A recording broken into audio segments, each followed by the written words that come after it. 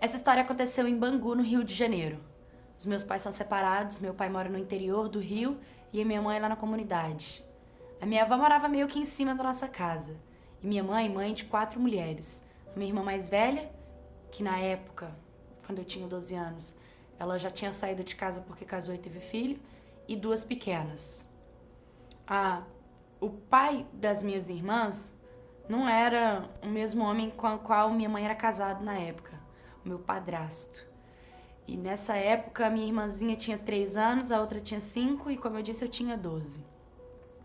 Muitas das vezes eu estava em casa e eu via o meu padrasto assediando a minha irmã de 3 anos, mas eu não sabia o que era assédio, eu não sabia o que estava acontecendo, eu só sabia que aquilo não era legal. Eu já estava entrando ali na fase da pré-adolescência, então o que ele estava fazendo não era legal. Então um dia eu cheguei na minha mãe e falei pra ela: mãe, o meu padrasto ele fica passando a mãozinha dele nas partes íntimas da pequenininha. E aí a minha mãe, ela ficou assim, ela falou que ia resolver o assunto e foi.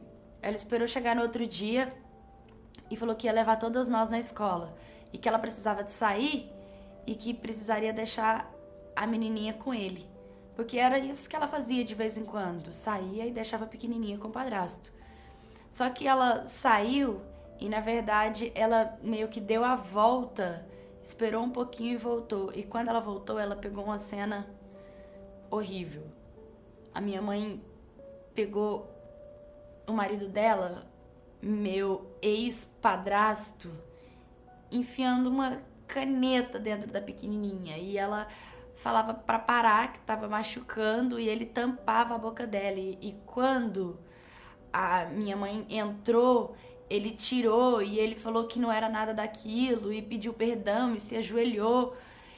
E a minha mãe se concentrou, minha mãe ficou sem reação, ela ficou em choque, na verdade, ela não sabia o que fazer, ela só pegou a minha irmãzinha no colo, abraçou, xingou ele de tudo, mandou ele embora. E ele ficou implorando pra ela, pelo amor de Deus, que ele não queria ir, que não era isso que ele queria fazer, que tava tendo um mal entendido, que ele tava brincando com ela. E aí eles começaram a discutir muito e minha mãe saiu de casa.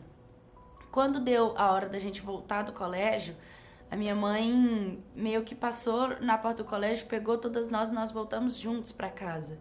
E o meu padrasto estava lá na porta ainda, sabe? Eu até fiquei com um pouco de medo, porque eu sabia que fui eu que tinha contado pra minha mãe. Então eu fiquei com medo dele, sei lá, dele descontar em mim, ou da culpa ser minha, de acontecer alguma coisa comigo ou com as minhas irmãs.